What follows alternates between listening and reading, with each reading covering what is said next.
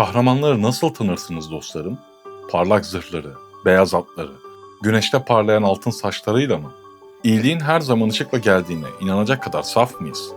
Yerin yüzlerce metre, bazen kilometrelerce altındaki o devasa karanlık dünyada güneşin ne olduğunu bilmeyen, yıldızları hiç görmemiş bir ırk yaşar.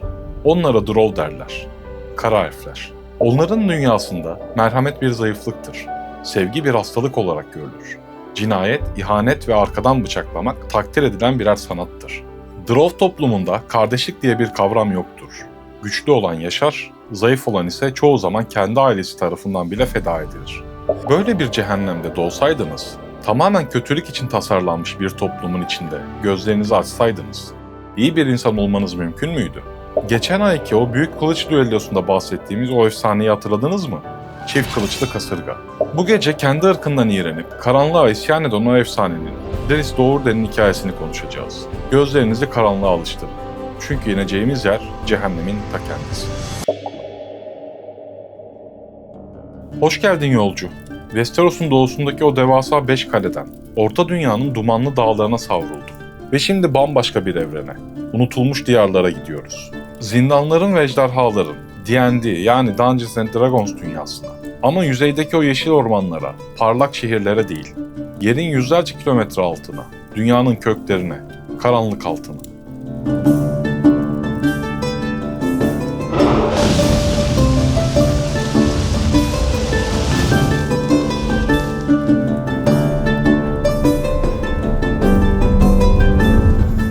Burası sadece karanlık bir mağara değil, kıtalar büyüklüğünde sayısız tünelden, devasa yeraltı denizlerinden ve ölümcül mantar ormanlarından oluşan bütün bir dünya. Gökyüzü yok, sadece katman katman kayalar, stalaktitler ve zifiri karanlık. Karanlık altı o kadar devasadır ki, Faerun'un altında uzanan sayısız tünel ve mağara ağı, altında ise onlarca kat daha fazla boşluk, tünel ve şehir vardır. Ve bu dünyanın kalbinde Drow'ların başkenti yatar, Menzoberranzan.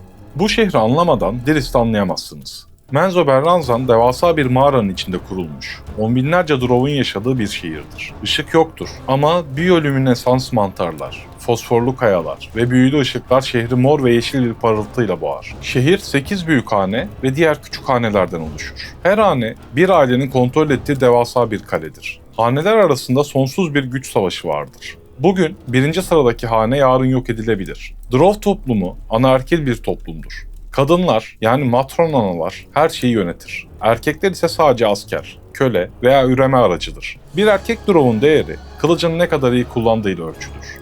O kadar. Tapındıkları tek bir tanrıça vardır. Örümcek kraliçe Lot.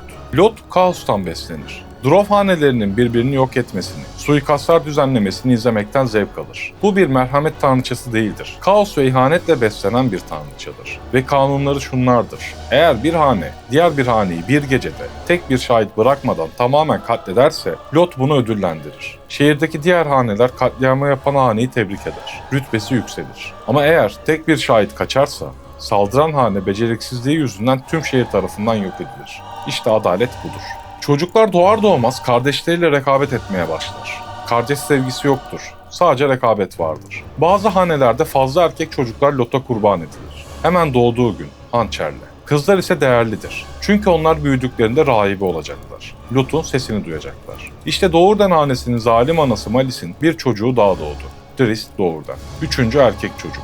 Doğduğu gün sunağa yatırıldı. Hançer havaya kaldırıldı. Ama tam o saniye Drizdt'in en büyük abisi Nalfein, ortanca abisi Din'in tarafından sırtından bıçaklanarak öldürüldü. Bir suikast. Lot'un istediği şey. Kardeş kardeşi öldürmüş. Bir oğul ölmüştü. Kan dökülmüştü. Lot kanını almıştı. Ve Drizzt bir abisinin diğerini öldürmesi sayesinde, yani saf bir kötülük sayesinde tesadüfen hayatta kaldı.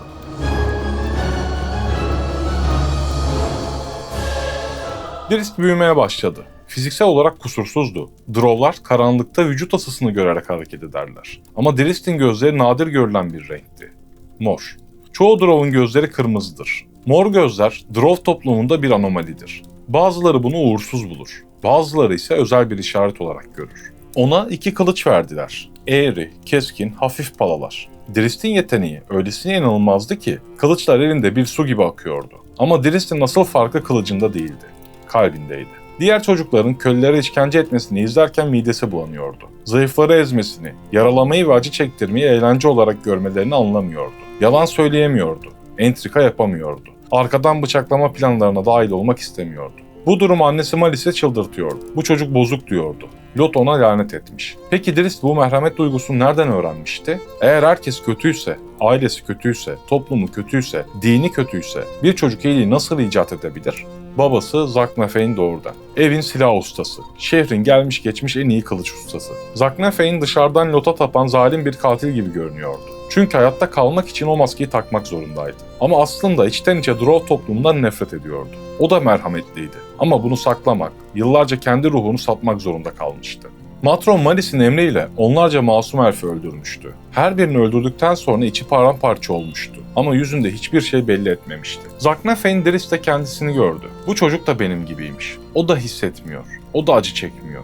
Ve onu eğitmeye başladı. Sadece kılıç kullanmayı değil, onuru da öğretti. Kapalı kapılar ardında, fısıltılarla, "Oğlum," dedi bir gün, "sana bir Drow gibi dövüşmeyi öğretebilirim. Ama seni bir Drow gibi düşünmeye zorlayamam. Asla bunu yapma.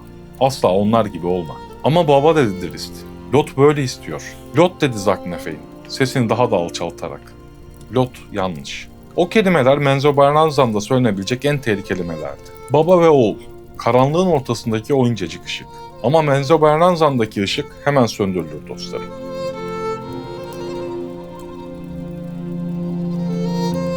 Drist, Mili Makteri'ye Drow Savaşçılarının Akademisi'ne gönderildi. Uzun yıllar boyunca orada eğitim aldı. Kılıç, büyü, taktik, entrika her şeyi öğrendi. Ve mezuniyet sınavı için yüzeye, ışık elflerinin topraklarına bir baskın düzenlediler. Amaç basitti. Bir elfi öldür, kanıtla ve geri dön. Drist'in grubu geceleyin bir köye baskın düzenledi. Elfler uyuyordu, savunmasızdı. Drow savaşçıları sessizce içeri girdi. Evlere daldı ve tek tek uyuyan elfleri boğazladı. Drist bir eve girdi. İçeride genç bir elf kızı uyuyordu. Belki 15, belki 16 yaşında. Drist kılıcını kaldırdı. Kızın boynuna yaklaştırdı. Ama yapamadı. Kız uyandı. Gözlerini açtı, Drist'i gördü. Çığlık atacaktı. Drist elini kızın ağzına kapadı. "Sessiz ol," dedi elfçe. "Kaç hemen, kaç." Kızı pencereden dışarı itti. Kız koşarak ormana kaçtı. Komutanı şoke olmuştu. "Ne yaptın sen?" "Elimden kaydı," dedi Drist. "Özür dilerim ama komutan biliyordu. Bu bir kaza değildi. Bu bir isyandı." Gruba döndüklerinde rapor edildi. Matron Malice'e ulaştı. Drist kendi prensipleri yüzünden idam edilecekti. Ama babası Zaknafein, oğlunun kendi hatalarını yapmasını istemedi. Zaknafein yıllarca maskeyle yaşamıştı. Ruhunu satmıştı. İçi ölmüştü. Ama oğlunun aynı yolu izlemesini istemiyordu. Drist hala temiz, dedi kendi kendine. O hala iyi.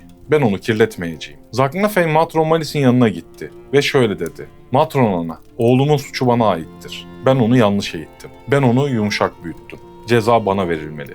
Malice gülümsedi. Zalim bir gülümseme. "Kabul edildi. Sen Lot'a sunulacaksın." Zaknafein doğrudan. Zaknafein başını eğdi. "Oğlum yaşasın yeter." O gece Lot'un sığınağındaki ritüelde bir kurban olarak öldürüldü. Drist bunu öğrendiğinde kalbindeki o son Drow bağı da koptu. Babası, onun masumiyeti yaşasın diye ölmüştü. Artık bu cehennemde kalmak, babasının anısına bir hakaretti. Drist o gece doğrudan hanesinin kapılarından dışarı adım attı. Arkasına bakmadan rütbesini, zenginliğini, ailesini reddetti. Ve yalnız başına karanlık altının o ölümcül tünellerine sığındı. Şimdi burada duralım. Eğer Drist'in bu kararını, bu fedakarlığını, bu isyanını anlıyorsanız, eğer fantastik hikayelerin altındaki bu derin psikolojik katmanları seviyorsanız, lütfen şu an videoyu beğenin ve kanala abone olun. Bu masada her hafta sadece kılıç dövüşü değil, karakterlerin ruhunu, zihnini, felsefesini konuşuyoruz. Bu ışık sizin desteğinizle yanıyor. Şimdi Drist'in o ölümcül tünellerde nasıl yavaş yavaş kendi zihnini kaybettiğine, avcının doğuşuna bakalım.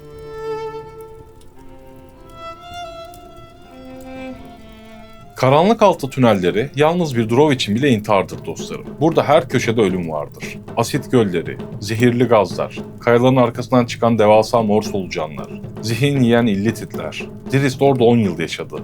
Tek başına. 10 yıl boyunca tek bir kelime konuşmadı. Konuşacak kimsesi yoktu. Tıpkı Gollum gibi. Yalnızlık onu delirtmeye başladı. Ama Drist'in zihni farklı bir şekilde bölündü. O karanlıkta hayatta kalmak için Drist'in merhametli kısmı işe yaramıyordu. Bir Hookarır size saldırdığında ona acıyamazsınız. O sizi yiyecektir. Bir Illithid zihninize girdiğinde onunla diyalog kuramazsınız. O sizi köleleştirecektir. Bu yüzden içinden yeni bir kişilik çıktı. Ona avcı diyordu. Avcı saf refleksti, saf içgüdüydü. Konuşmazdı, düşünmezdi, sorgulamazdı. yapmazdı. Sadece öldürür ve hayatta kalırdı. Düşman gördüğünde avcı zihni ele geçirir, Drist'in o iki palasını bir kasırgaya çevirirdi. Ama Drist Gollum'dan farklıydı. Gollum o karanlık tarafa teslim olmuştu. Smeagol kaybolmuş, sadece Gollum kalmıştı. Drist ise her savaş bittiğinde avcıyı tekrar kafesine koymak, tekrar o düşünen, hisseden, erdemli Drist olmak için kendi zihniyle savaşıyordu. Eğer avcıya tamamen teslim olursam diyordu kendi kendine, Menzoberranzan'daki ailemden hiçbir farkım kalmaz. Ben de bir canavar olurum. Bu savaşta ona yardım eden, onun aklını koruyan tek bir şey vardı. Bir büyülü eşya, bir Onyx heykelcik. Bu heykelciyi yere koyduğunuzda astral düzlemden devasa, efsanevi bir astral panter çağırırdınız. Goenweaver. Goenweaver sadece bir silah veya evcil hayvan değildi. O Drist'in tek dostuydu, tek ailesi, tek sığınağı. Drist o zifiri karanlık mağaralarda ağlayarak panterin siyah kürklerine sarılır. Delirmemek için ona hikayeler anlatırdı. Babasından bahsederdi. Menzoberranzan'ı anlatırdı. Işık hakkında düşlerini paylaşırdı. Goenweaver dinlerdi, mırıldanırdı. Başını Drist'in göğsüne yaslar, o derin nefes alışlarıyla onu sakinleştirirdi. Bir kedi, bir kara elfin insanlığını koruyan tek çapaydı. Ama 10 yılın sonunda Drist anladı ki, yer altında kalmaya devam ederse er ya da geç avcı onu tamamen ele geçirecekti. Artık Goenweaver bile onu kurtaramayacaktı. Işığa gitmesi gerekiyordu. Gece baskın için çıktıkları elf köyü dışında hiç görmediği, sadece efsanelerde duyduğu o korkunç yere, yüzeye.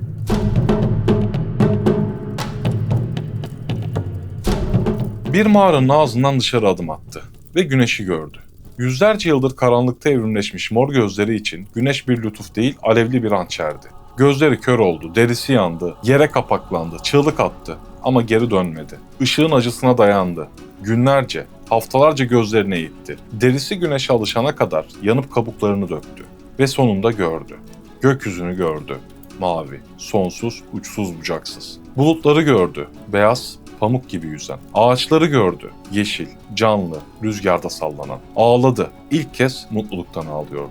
Artık özgürüm diye düşündü. Yüzeydeki insanlar, elfler ve cüceler iyi kalpli. Onlar karanlıkta yaşamıyor. Onlar farklı. Onlar beni kabul edecek. Ah dostlarım, gerçek hayat masallardaki gibi değildir. Drist bir köye yaklaştı, gülümseyerek. Ellerini yukarı kaldırmış, silahsız olduğunu göstererek. Ama insanlar onun simsiyah tenini, beyaz saçlarını gördüklerinde dehşete düştüler. Çünkü yüzey dünyasında Drow'lar, çocukları korkutmak için anlatılan öcülerdi. Geceleri gelip insanları köle yapan, zindanlara götüren şeytanlardı. Drow saldırısı diye bağırdılar. Drist şoke oldu. Hayır, ben size zarar vermek istemiyorum. Bir ok geldi.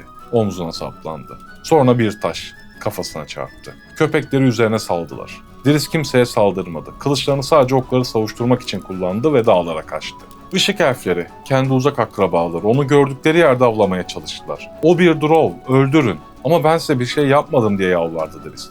Senin ırkın bize çok şey yaptı dediler. Sen onlardan birisin. Drist dağlara kaçtı. Ormanların derinliklerine sığındı. Ama kaçamıyordu. Çünkü her yerde aynı tepkiyle karşılaşıyordu. Kış geldi.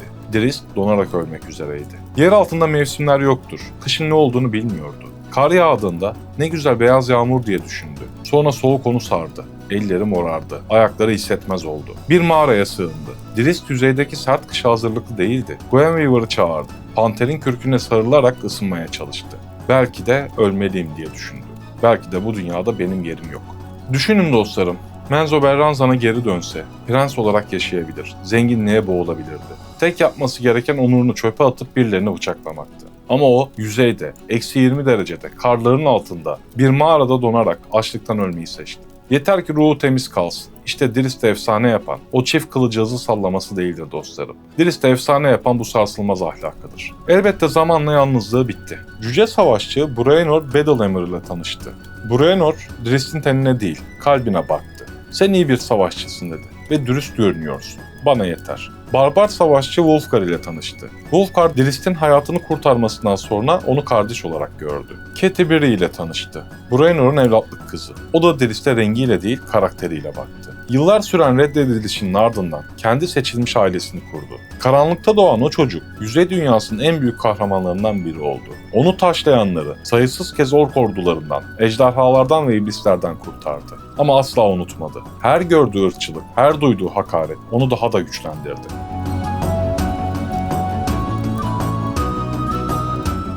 Drizzt Do'Urden'in hikayesi, fantastik edebiyatın bize verdiği en büyük derstir. Bize der ki, kim olduğunuzu, nerede doğduğunuz veya kanınızın rengi belirlemez. Ailenizin günahları sizin günahlarınız değildir. Etrafınızdaki herkes karanlığa tapıyor olsa bile, siz kendi ışığınızı yakabilirsiniz. Bedeli ne olursa olsun. Sürgün edilmek, taşlanmak, yalnız kalmak pahasını taşısa bile. Onur satılık değildir. Bazen aydınlığa ulaşmak için karanlıkta bıraktığınız her şeyi yakmanız gerekir. Peki ya siz ne düşünüyorsunuz dostlarım? Eğer Drizzt'in yerinde olsaydınız, yalnız ve dışlanmış bir şekilde karlar altında ölmeyi mi, yoksa Menzo Berranzan'a dönüp sistemin bir parçası olmayı mı seçerdiniz? İyilik gerçekten doğuştan mıdır, yoksa zorlu bir seçim midir? Drizzt'in en büyük sınavı hangisiydi? Babasını kaybettiği an mı, yüzeyde taşlandığı an mı, yoksa karanlık altında avcıyla savaştığı o 10 yıl mı? Yorumlarda bu felsefeyi tartışalım. Çünkü bence hepimizin içinde hem Drizzt hem de vahşi avcı yatıyor.